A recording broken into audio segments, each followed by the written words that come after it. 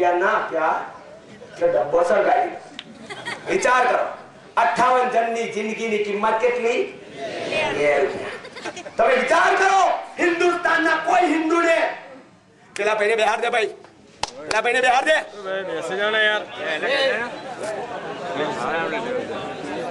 તો તમે વિચાર કરો કે આ દુનિયાનો દરેક મુસલમાન આતંકવાદી હોતો નથી. આ વાત એકદમ સત્ય છે કે આ દુનિયાનો કોઈ મુસલમાન આતંકવાદી દરેક હોતા નથી, પણ આ દુનિયામાં જેટલા આતંકવાદી છે ને એ બીજા બધા જ મુસલમાન છે, પણ સત્ય છે. એ વાત પણ બરાબર યાદ રાખવાની.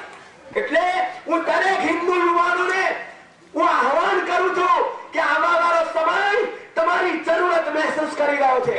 આવા વાળો સમય તમારી પોકાર કરી રહ્યો છે. આ તમારી સંસ્કૃતિ, તમારી માં છે અને તમારી માની આજે રોજ ને રોજ ઇજ્જત લૂંટાઈ ગઈ છે. યુવાનો, તમારી માને બચાવવા માટે તમારી અંદર લોહીનું ટીપું પણ બાકી હોય તો તમે એની માટે સંઘર્ષ કરવાનું ચાલુ કરી દો. અને ભારતના યુવાન છો, લીડર બનો. ખેતાની માફક ડર કાઢી નાખો. સિંહના સંતાન છો, કાયરતા ખંખેરી નાખો. ડર રાખશો તો કશું કરી શકવાના નથી તમે. પાછા ઘણા લોકો કહે છે કે આવું બધું કરીએ તો ફસાઈ જવાય. એમાંય ફસાઈ લ્યો તો છે એમ નહીં તો એમ, પણ એમ ફસાશો ને તો લક્ષ્ય માટે ફસાશો.